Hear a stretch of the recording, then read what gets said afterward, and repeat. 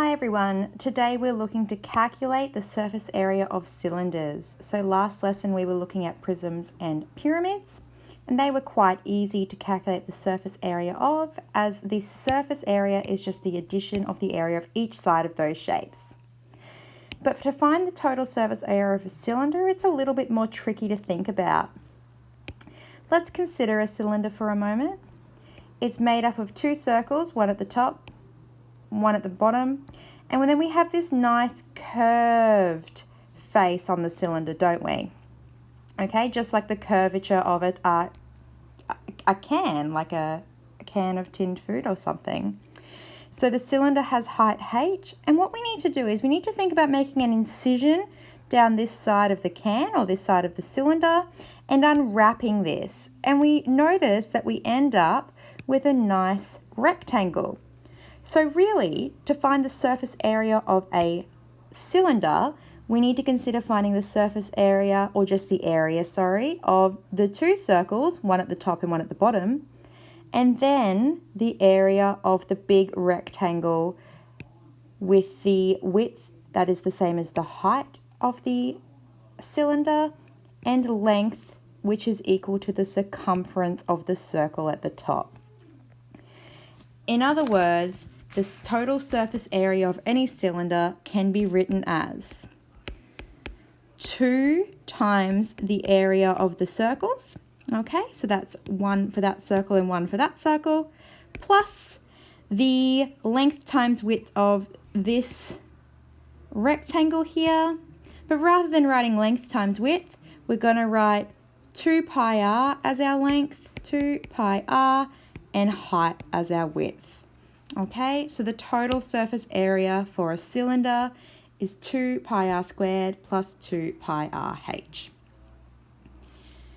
Let's do an example with this. We have a cylinder over here with a radius of 5 centimeters and a height of 25 centimeters. So if we were going to work out the surface area of this cylinder, the first thing we're going to do is write out our formula. Total surface area is 2 pi r squared plus 2 pi r h. And now it's just a case of substituting in our numbers that we know.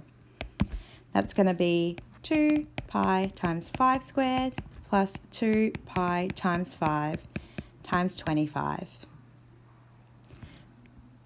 Popping those into our calculator, we get 157.08 plus 785.40, which simplifies to 942.48 centimeters squared as the surface area for this cylinder on the left. Now that one there's not so bad because we can just substitute in the values as we see them. Now let's consider a slightly different shape that still has some properties of a cylinder.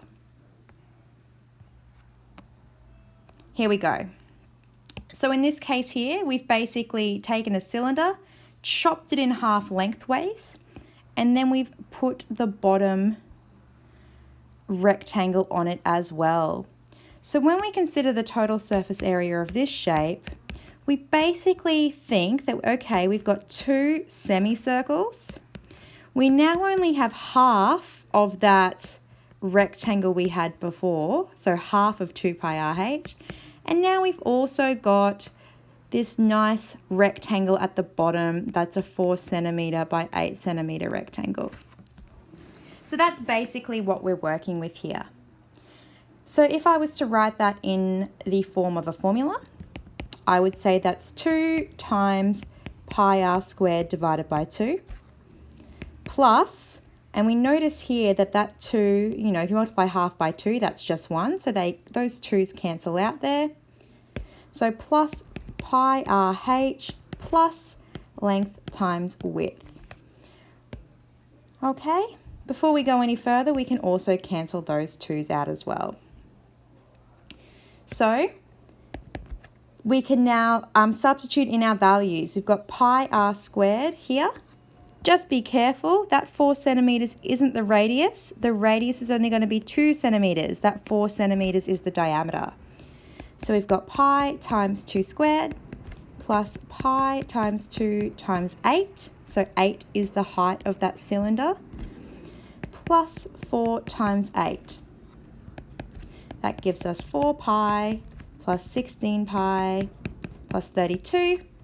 And popping that into our calculator, we get that this shape over here on the left has a surface area of 94.83 centimetres squared. So this second shape takes a little bit more thought. We have to really think about what is the area of each part of that shape before we add it all together. So the questions I want you to do from your textbook are listed here.